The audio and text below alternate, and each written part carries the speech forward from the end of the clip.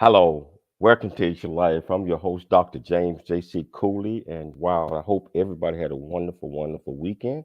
You know, I had one. I just got back to Texas from California, and glad to be home, and glad to be coming to you today, wherever you're watching the show at, whether you're watching on E360 TV, or whether you're watching on YouTube, LinkedIn, Twitter, or over 25 plus other streaming mechanisms. Welcome to the show.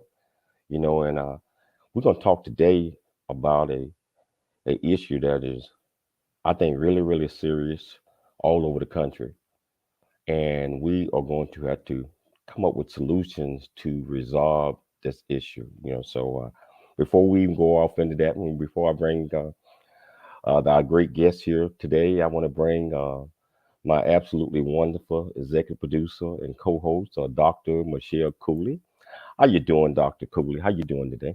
Doing fine. How are you? I am doing just fine. Doing just fine. Yeah, we got an amazing show today. We have a returning guest, and him and his organization are doing some wonderful things within the San Diego community, and probably even more. We're definitely interested in getting to know more about this organization, about him, about why this organization was started. Just statistics, data, everything we need to know to become more educated and see what we can do to help. Yeah, and I'm very interested in this because it's a growing problem, not just in San Diego, but Mhm. I believe all over the country. Yes.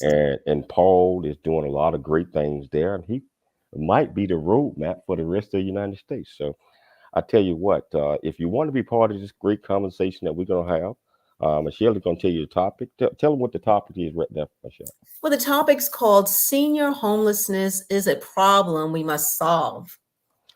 So if you want to be a part of this great conversation that we're about to have with Paul, all you have to do is just go to the comments and ask this great man any questions that you want to, and let's all learn together, and let's all chip in and help resolve and solve this problem together. Michelle, can you please tell our viewers and our listeners the purpose of the show and introduce this great guest? Well, yes, the purpose of the show is getting to know the president and CEO of Serving Seniors in San Diego, California, Mr. Paul Downey. And we're going to discuss how older adults today face a number of economic challenges that previous generations did not. And also, we're going to talk about how 1 in 4 of San Diego's homeless adults is over the age of 55. More than 40% are experiencing homelessness for the first time in their lives, and talk about the main causes of older adult homelessness, and also discuss the results of a needs assessment study conducted for serving seniors that more than half the older adults interviewed report an additional $300 or less monthly cash assistance would prevent them from becoming homeless. So let's talk to you about our guests, our returning guest, Mr. Paul Downey. He's the president and CEO of Serving Seniors in San Diego. And since being appointed to the role in 1995, he has guided the agency's innovative efforts to provide supportive services focused on keeping low-income seniors healthy and independent. Under his leadership, Serving Seniors has grown to serve 1.5 million nutritious, congregate, and home-delivered meals annually, 365 days per year at sites throughout San Diego County. The agency's service provision model include case management, healthcare, mental health care, dental activities, and civic engagement. And also, Serving Seniors has provided transitional housing and wraparound case management for unsheltered older adults for more than 20 years. And Mr. Downey, tell you a little bit about his credentials. He currently co-chairs the County of San Diego's Elder Protection Council, serves on the Continuum of Care Board for the Regional Task Force on the Homelessness, and he does so many more. He has a bachelor's degree in journalism from San Diego State University and a certificate in nonprofit management from Harvard Business School. We are welcoming you back to the show, Mr. Paul Downey. Welcome back to the show, Paul. How you doing, my friend? I'm doing great. Appreciate having me back. Good to see both of you. Man, it's an absolute pleasure having you back, especially to bring awareness to this issue that is growing. I know it's growing in San Diego and growing all around the United States. So this is a great topic to talk about for everyone. So hey, Paul, can you remind our viewers and our listeners a little bit about you, where you grew up, and other things since you was on the show last? Sure. Well, thank you. Well, I'm actually a native San Diegan. I'm a real native San Diegan. We like to joke that a lot of folks from San Diego, if you've been here about 6 months, claim to be a native, but I'm actually was born and raised here. Went to local Crawford High School, San Diego State, and I like to say smart enough to stay in San Diego, and started my career actually as a broadcast journalist, working in radio, and then went to work for the mayor of San Diego, where I was actually introduced to serving seniors. And that's how I kind of grew and developed a passion for working with seniors while working for the mayor. And then in 1995, the opportunity at serving seniors came up, and I guess as they say, the rest is history. For the viewers that did not, you mentioned serving seniors. Can you tell them a little bit about what you do as with serving seniors, and how is this helping our senior communities and bringing awareness to others? Yes. So serving seniors, our mission is helping seniors in poverty live healthy and fulfilling lives. And so we really target the most low income, in need older adults in our community. And so we provide an array of wraparound services. So in the very nice introduction from Michelle, she mentioned our meals. That's our core service. We provide breakfast and lunch 365 days a year, both in our senior centers and home delivered. And so that has grown enormously through the pandemic. We were serving about 700,000 annually pre-pandemic, and we're now up to 1.5 million meals. And those meals are really focused on keeping older adults healthy, because we know there is a strong link between good, nutritious food and health. And strong physical health also leads to strong mental health.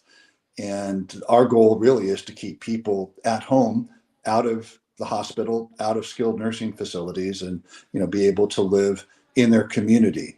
And to aid that, we also provide case management. So we have social workers, nurses, mental health folks. We have access to dental services, physical health services, all aimed at again, keeping folks independent. And we also provide a whole array of activities and volunteer opportunities for folks that are coming into our centers. We also have over 500 units of permanent supportive housing that we've built for very low income seniors. And because of the growing really epidemic of older adult homelessness, we're really going deep in terms of trying to provide services to aid those that have fallen through the cracks. Wow. So I know Michelle had mentioned, and you had mentioned last time when you was on the show, 1 out of every 4 of age 55 and older or potential one of these don't like to call them victims, but have this type of problems. Is that true throughout the United States as well, or is that just an assumption? It is. You see the high degree of homelessness, and particularly older adult homelessness, in most major U.S. cities across the country, particularly where rents are high and vacancy rates are low. So the West Coast of the United States particularly is impacted. So is the East Coast. But there are also rural communities that are facing the same kinds of challenges.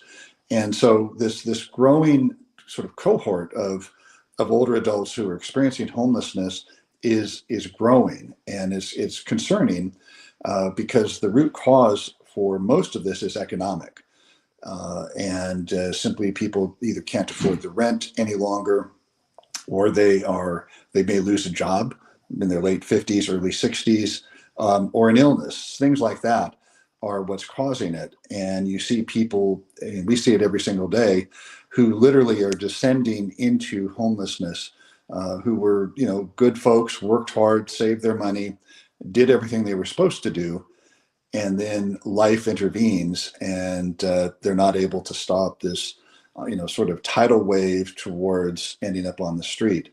And so we do everything we can to try to intervene, before they end up on the street. And if they do end up on the street, doing everything to get them off as quickly as possible. Is your organization or you all teamed up with the city, the county, the state to help bring in donation, sponsorship, or just sponsor some of the things that you're doing? Can you talk to us a little bit about that? Yes. So the answer is yes to all of the above. We bring in, we're involved with the federal government, the state government, local. Testing. I think we might have just lost Paul for a second or so. So I tell you what, we're going to take a station break, and we're going to come back because I think we kind of lost him for a second or so. So we'll take a break. We'll be back in a minute.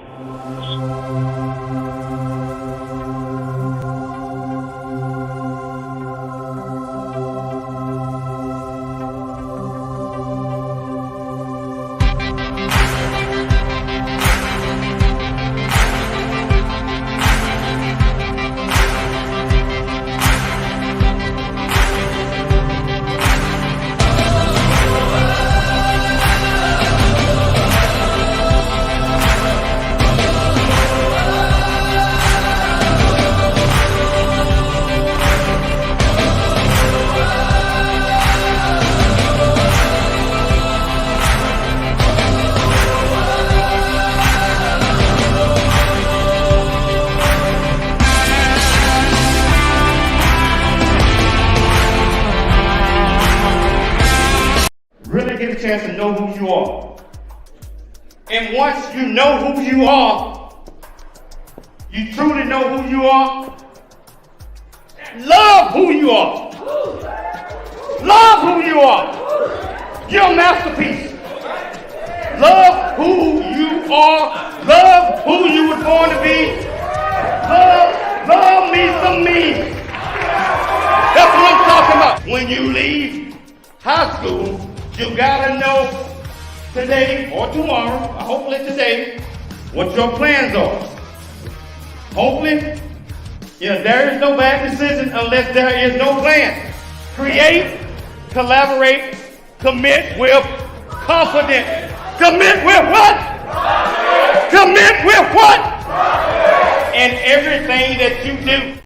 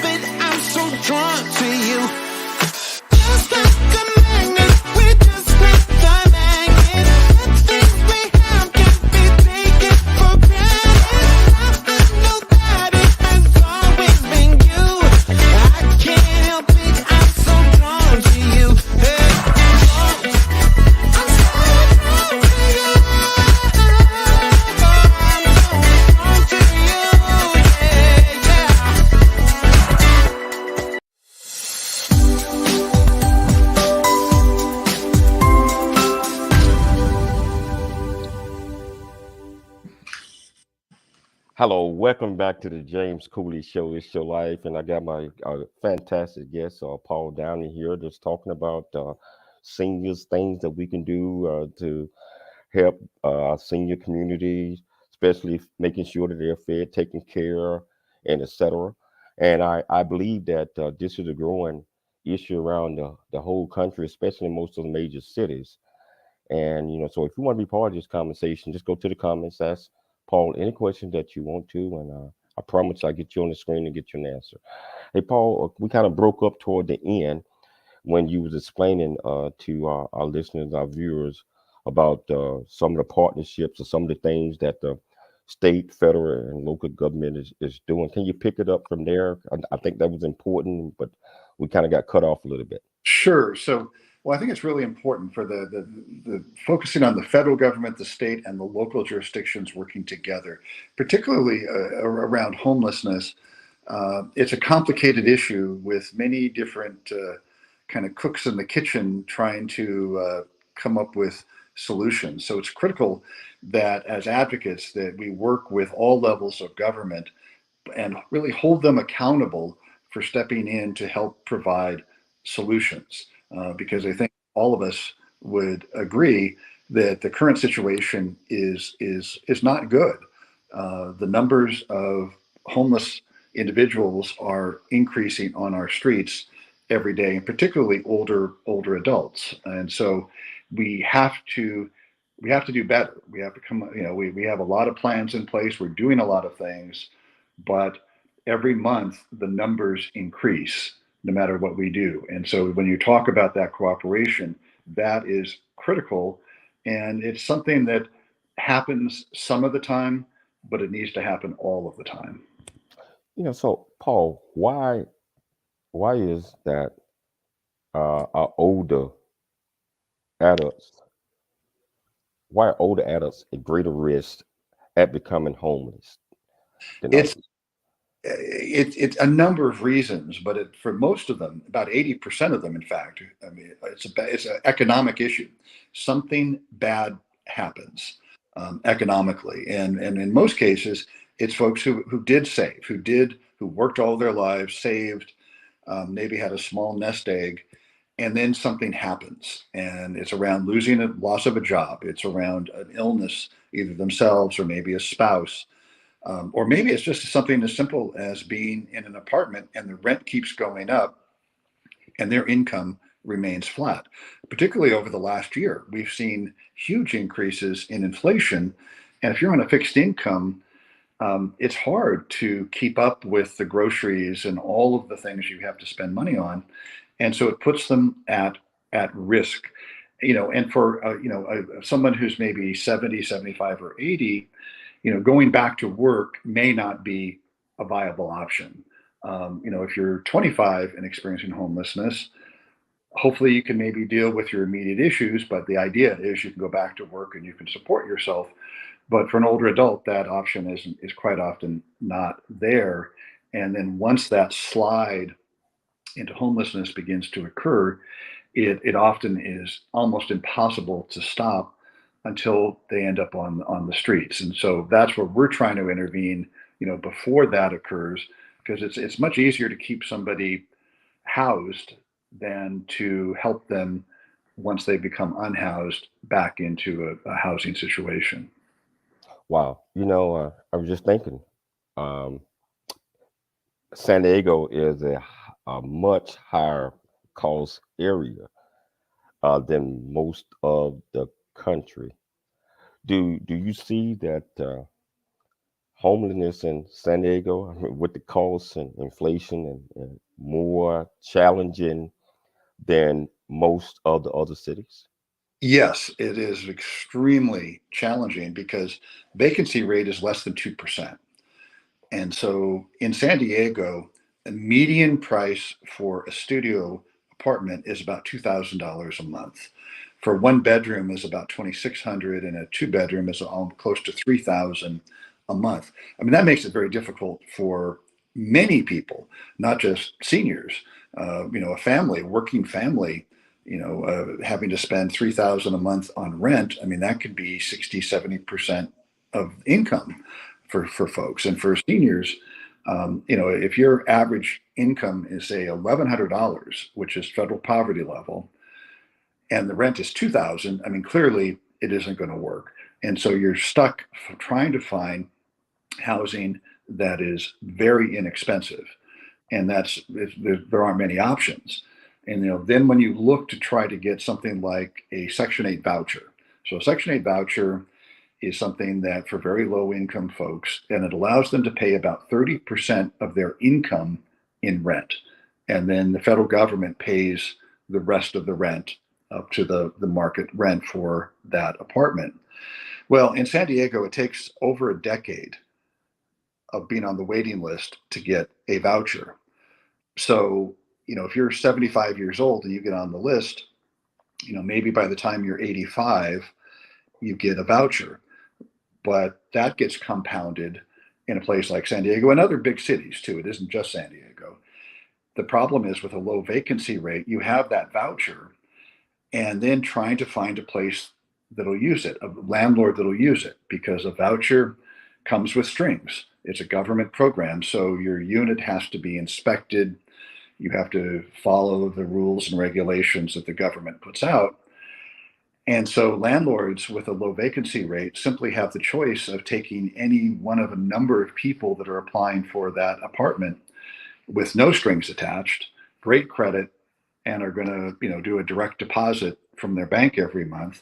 And so landlords are saying, why do I want to take a voucher? I mean, unless they're altruistic, they end up not taking that, which just compounds the problem for seniors who finally get, really that golden ticket that should give them the safety and security that they really desire, but can't use it anywhere.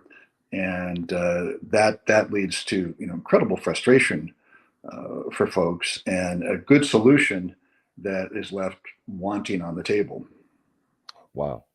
So just sitting here wondering, this is a major problem, just like we talked about, all over the country, especially in the big cities. Are there any real solutions or that people are working on? I know that you're doing so many great things in your organization to help combat as much as you can, but is this a major issue on the table where you got the people at the head of the table actually coming up with solutions, implementing a lot of these things to try to get this under control? So I would say yes and no. Yes, I think there's reason for optimism, but in my mind, it really focuses on prevention. It's stopping the homelessness from occurring in the first place. For years and years and years, and I've been doing this almost 30 years, most of our effort has been focused once somebody becomes homeless. That's when we intervene. But if we take it a step back and say, what if we stopped the homelessness from occurring? And for older adults, it could be something as simple as providing a rental subsidy, a shallow subsidy of some sort when they can't make the rent. In the introduction, you mentioned, that our needs assessment found that as little as $300 would keep somebody housed versus ending up homeless. So if you look at the investment of, say, $300 a month is about $3,600 a year. In San Diego, the average cost for every homeless individual on our streets is about $35,000. When you factor in police, fire, paramedic, ER, hospital, long-term care, criminal justice system, all of those things add up. It's about $35,000 a year. So the argument is, how about you invest $3,600, prevent the homelessness from occurring in the first place, and that's better for the individual, of course, from a human standpoint. I mean, nobody should be on the streets, let alone, somebody in their 70s or 80s. And so we're pushing that prevention model. That has to be forefront, doing everything we can, intervening, providing case management services, in some cases, job training. I mean, I mentioned some older adults can't go to work, but some can. So it's helping people get back employed if they've lost a job, but doing all those things to prevent it. Because there's this somehow among some folks, there's this notion that people choose to be homeless. They choose it's a great lifestyle and they make that choice. I mean, that's absolute rubbish. I mean, that's not the case. So if we invest in preventing it, that is the absolute best way to go about it. Now, there's some other things we can do. We need to do better with shelters. Our needs assessment also found that many older adults don't want to go into traditional shelters simply because they're easy prey for other folks in the shelter in terms of whatever possessions or money they might have will get taken from them quite often there's a lot of drug activity, alcohol use, and so they're not comfortable being in the shelters. So we need to address that. We need to come up with the shelters that are maybe dedicated to older adults and more non-congregate shelters. I mean, for instance, like motels, where we can get folks off the street, we can get them safe, secure, warm, clean, and then work on the issues in a better way to better approach than trying to deal with folks on the street. And the other big one too is how we approach affordable housing. Right now, when we develop affordable housing, we just opened a 117 unit complex a couple of weeks ago, but it takes way too long. So you'll see in the news a lot of discussion about how much money is coming down for affordable housing. And that's great. We need that. But it takes on average about 7 years for a nonprofit affordable housing developer from start to finish to develop housing. And that's way too long. It should be half that amount of time.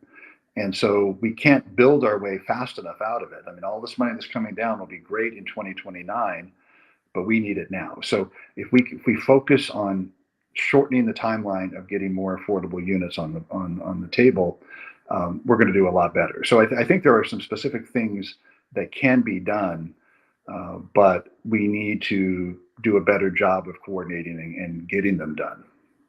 Wow. That's great information. 7 years is a long time, to develop affordable housing. 7 years from start to finish. We're going to take a station break.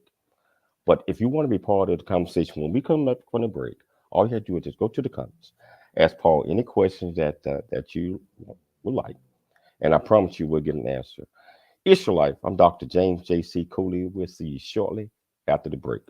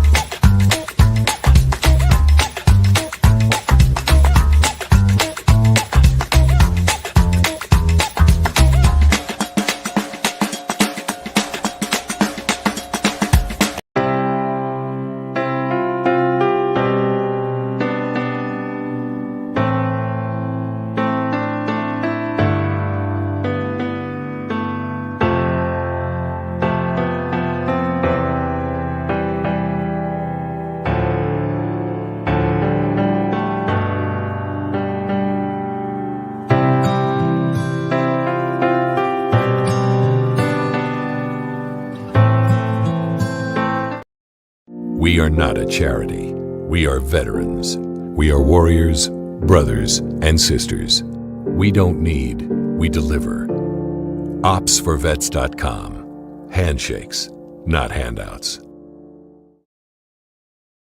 I'm Albert Rencheria, Marine Chief Warrant Officer 4 retired, Ops for Vets CEO. I invite you to take a look at our organization. You'll quickly understand why out of thousands of groups currently serving our veterans, we have become the most rapidly growing and opportunity-rich team in the market. We have deployed dynamic distributors who are responsible for servicing and growing their regions, East, Central, and West. We provide a complete roster of high-caliber services, produced to create the results you require. Find us on the web at www.opsforvets.com. Handshakes, not handouts. Noah Dingley here, producer of The James Cooley Show, It's Your Life. And the new audio version of James' book, Country Boy, City Boy, A Journey That Ain't Over Yet, is a must-have. James shares his true life story of struggle and success in America. It's both a cautionary tale and a roadmap to achieving the American dream. Get the new audio version of Country Boy, City Boy, A Journey That Ain't Over Yet by James Cooley on Amazon.com or wherever audiobooks are sold.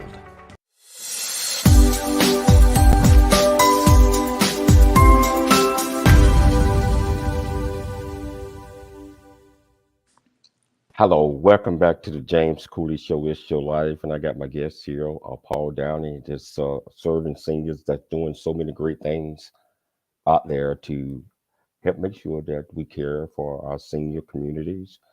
And I tell you, We all can help out by donating and also understanding the problem that we have, and that it requires funding.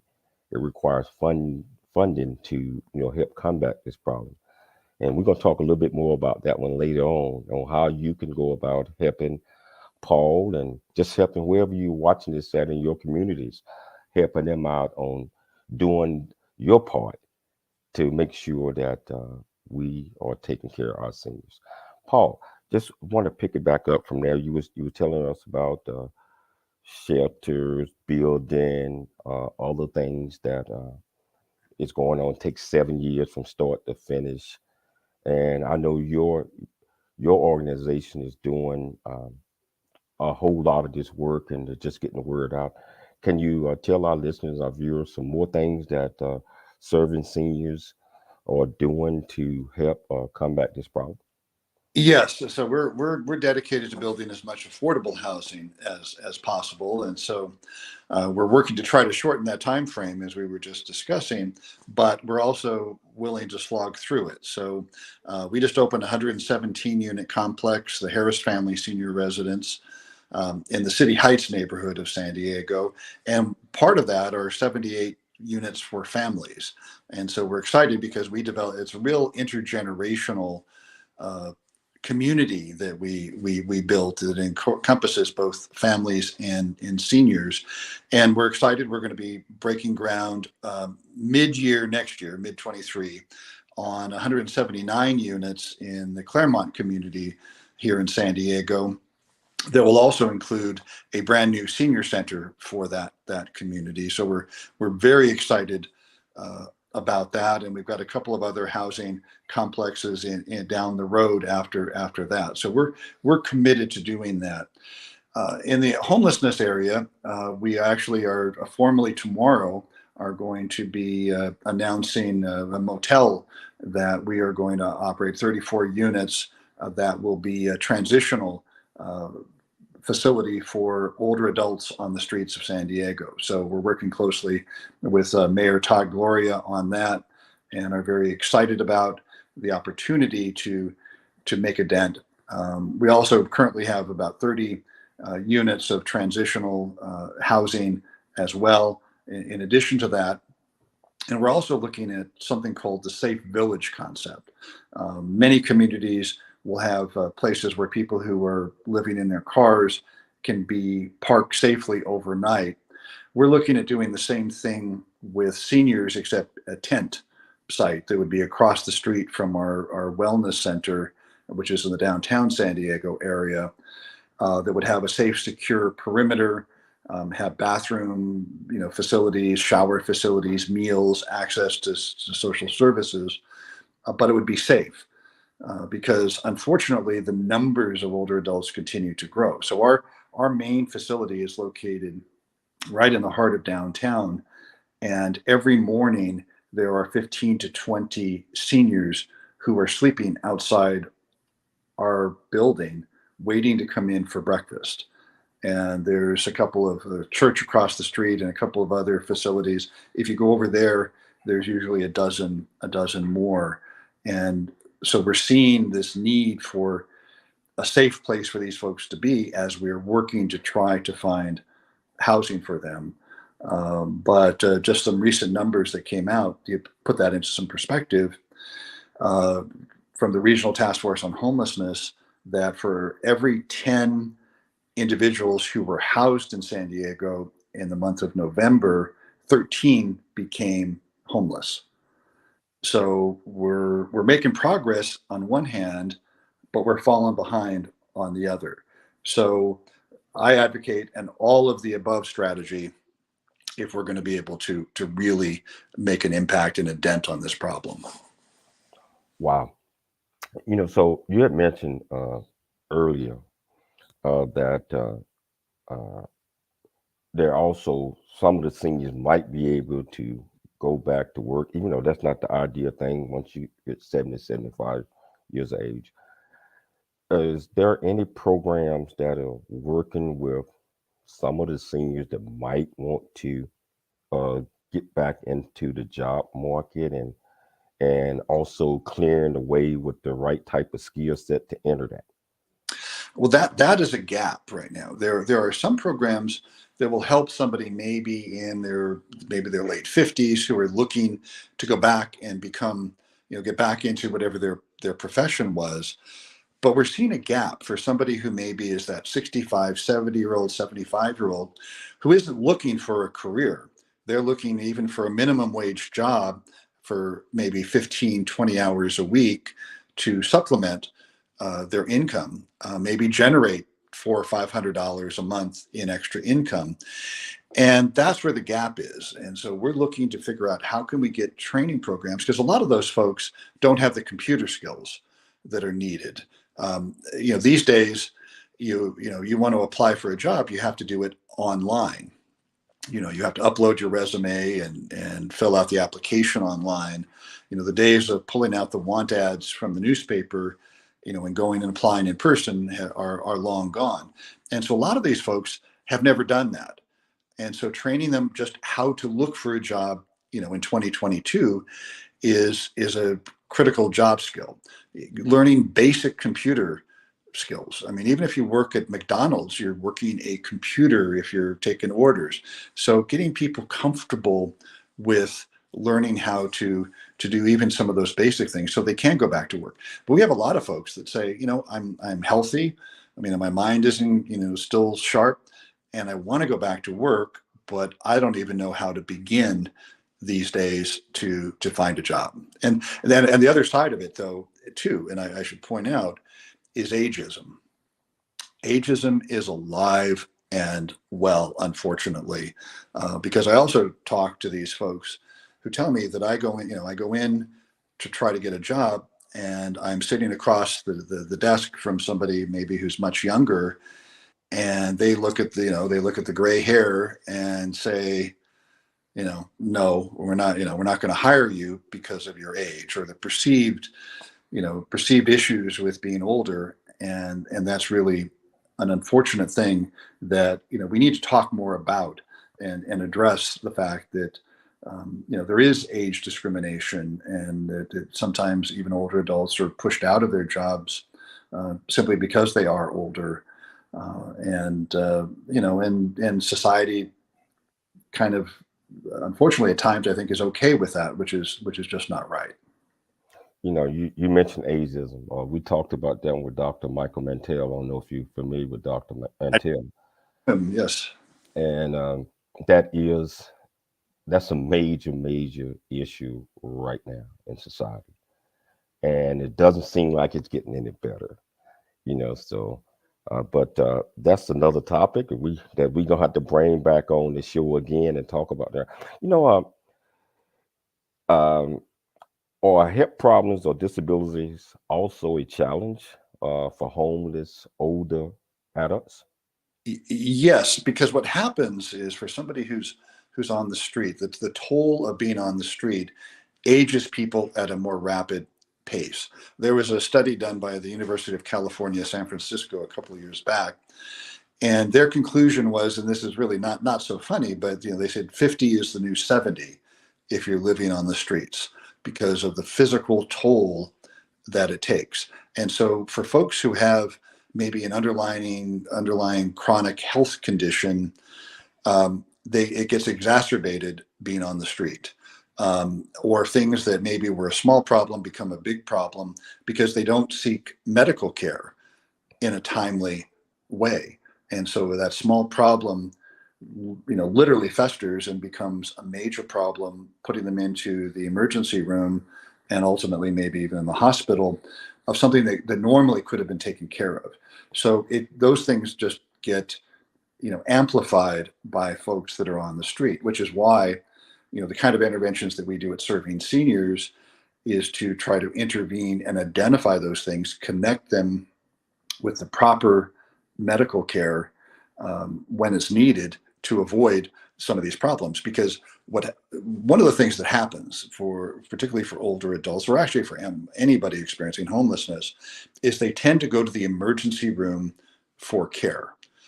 And the emergency room is a great place to go if you have an acute issue that needs to be dealt with, because that's what the doctors are trained to deal with, the acute issue.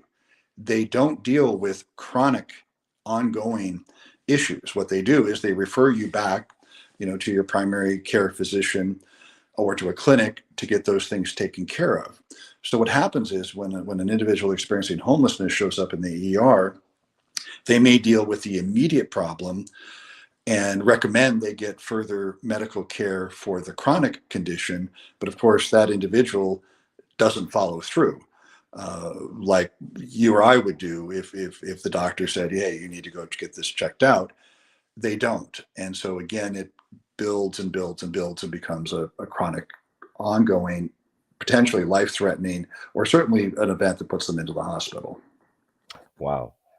So toward the end of the year, so many of us are being asked for donations, and social media sometimes is a scam.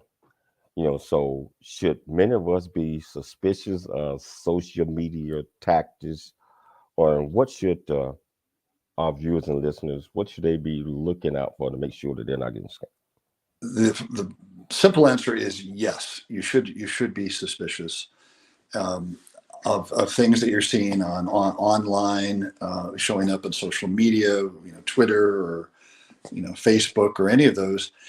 If you don't know the organization, I would be highly skeptical of making a donation, because a lot of these scam artists will take a legitimate organization and mimic their logo or sound very close to that organization and soliciting donations, and it is a scam.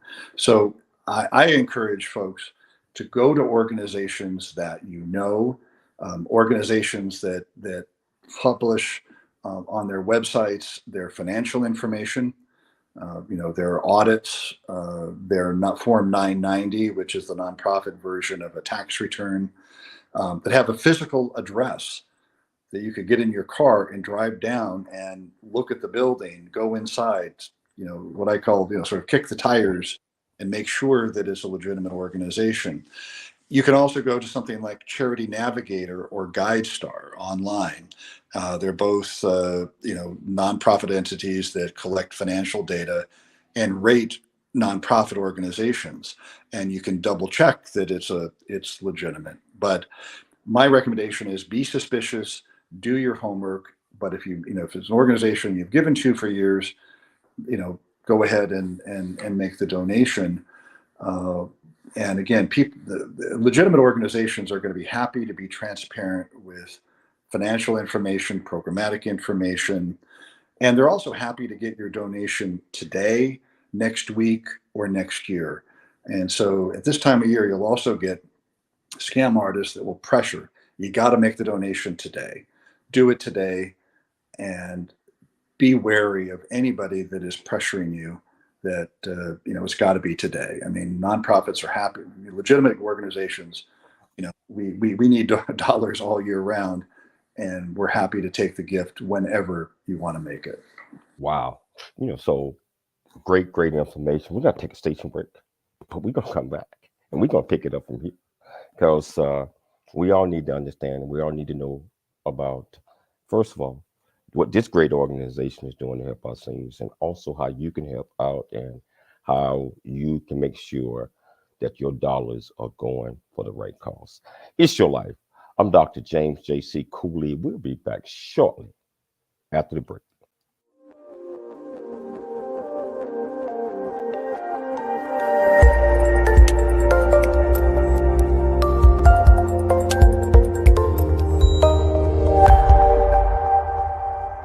Hello.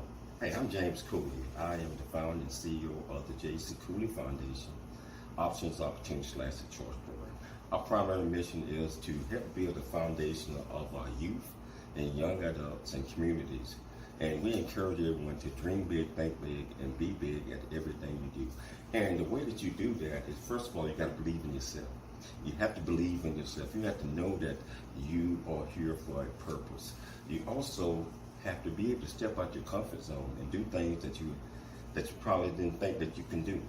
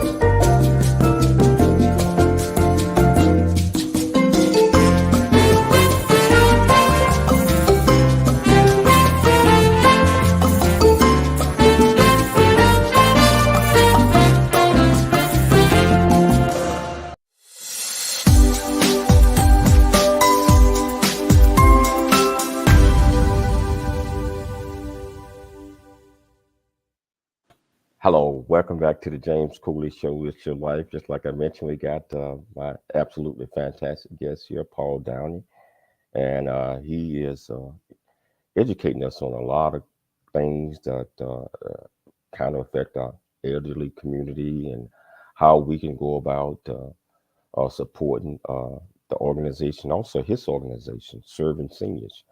And if you want to be part of this conversation, not too late. All you have to do is go to the comments, ask him any questions that you may, and I promise you I'll get it on the screen and we'll get you an answer. So Paul, uh, just picking up where we left off at, and we were talking about social media, online schemes, all that other type of stuff.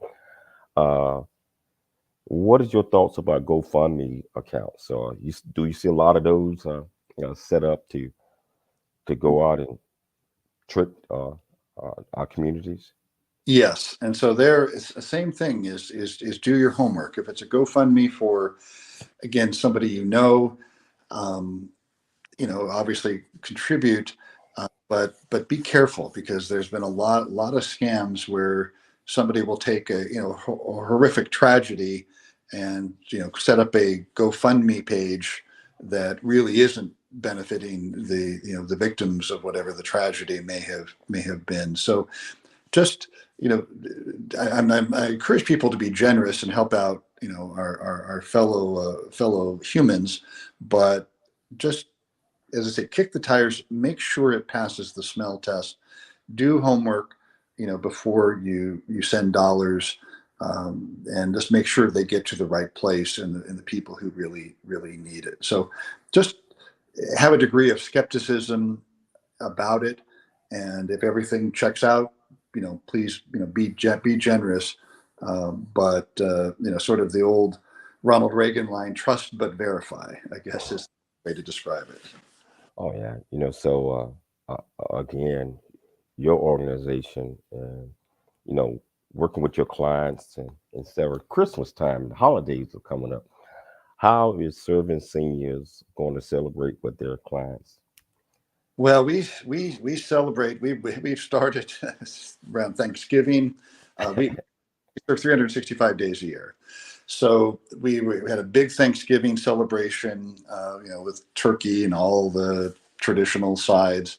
But we've had a number of holiday events and parties, and fortunately, our community has been very generous in terms of donating, blankets and socks and other things that folks need. So, we've been able to distribute a lot of important items for folks. We'll be open on Christmas Day, serving a traditional Christmas dinner as well, and everybody who comes will get a gift. We're very cognizant that 85% of our seniors live below the federal poverty level, which means they make less than $1,100 a month. So they're often getting by on $200 or $300 after they paid the rent, on whatever they can find, and they're often alone. And so coming to our center is Christmas. I mean, that is the only sort of communal interaction that they have. And so we really try to make it as special as possible. And people come dressed up, in whatever the nicest clothes they might have. And there's an aura of, being very festive. And people are very grateful and thankful for what people have donated. It's very special. I've been with the organization 27 years, and I've worked just about every single Christmas, because I think I get more out of it being there, just seeing the joy and the happiness that occurs, and just in a small way, hoping to make maybe their Christmas a little bit better. Wow. So Paul, 27 years. How has working with Serving Seniors changed your life and your view on aging? Well, when I started, I, I I felt being qualifying for services was a long way away. I now actually am old enough to medically qualify for our services, but it's given me, I think, a really unique perspective of and respect for older adults that maybe when I was younger I didn't necessarily recognize the wisdom that existed and the life experiences that continue to exist with older adults. And I think over the years I've grown to appreciate that I can learn a lot from older adults, from people who've been around the block a few times and have experienced life, good and bad. And so I think that has had a profound impact on me. The other part of it is just for me, I've been fortunate. I've been blessed in my life. I mean, I grew up in a middle-class family and got to go to school, got an education and all of that. And just an appreciation and a feeling of important for me to give back. Because I've been, luck of the draw, I've been very fortunate individually, but this notion that, I need to do everything I can to help folks that maybe didn't get such a lucky break along the way. And that's something that's really impacted me through this, almost 3-decade journey at serving seniors. Wow. Hey, Paul, so people, not just in the San Diego area, but people around the country that's listening to this or watching it all around the world, how can they support your organization? They can do it a number of different ways. I mean, at the most basic level, just making a donation for us. I mean, it costs us a couple of dollars to serve a meal. So if you're in a position where maybe all you can afford is a couple of dollars for that person who gets that meal, that's really important. You've made a profound impact. So people, if they want to make a donation, they can go to our website, servingseniors.org, and there's a donate now button. It's secure. They can use their credit card or debit card, make a donation. They can write a check, mail it to us, but they can also there's also a wish list of items. So if they want to buy some blankets or socks, which are high demand, sweatshirts, warm clothing, and donate those items, they can do so. If they want to volunteer, that's really important. That's how I got introduced to the organization, was as a volunteer.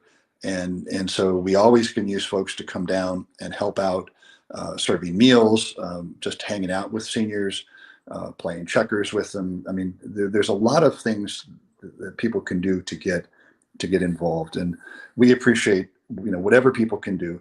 And I think you mentioned it earlier in the show, is talk about these issues. When they're talking to their friends and neighbors, and particularly elected officials, is really talk about the challenges that a lot of older adults have, and spread the word that this is an issue that all of us should be concerned about. I mean, because we should care about our fellow humans, but 2, we all aspire to be old, right? I mean, that's all of us want to be old someday. And so this should motivate us to want to do maybe better than we do now in terms of helping folks out. Wow. So Paul, we're down to the last minute of the show. I want to thank you so much for taking time to come on the James Cooley Show. It's your life. you're always welcome, my friend. You're always welcome anytime you come and talk about a great topic like this. Thank Gail. Gail, always, Gail, I see that you commented on here. Thank you always for setting us up with great guests. I'd like to thank my executive producer and co-host, Michelle Cooley, Dr. Michelle Cooley, for making sure that she put together great shows. Most importantly, I'd like to thank our viewers and our listeners for tuning in to the James Cooley Show daily. It's your life. And I tell you what, always, as always, I want you to always leave here dreaming big, thinking big, and being big at everything you do. We'll be back tomorrow, same time, same place. It's your life. I'm Dr. James J.C. Cooley.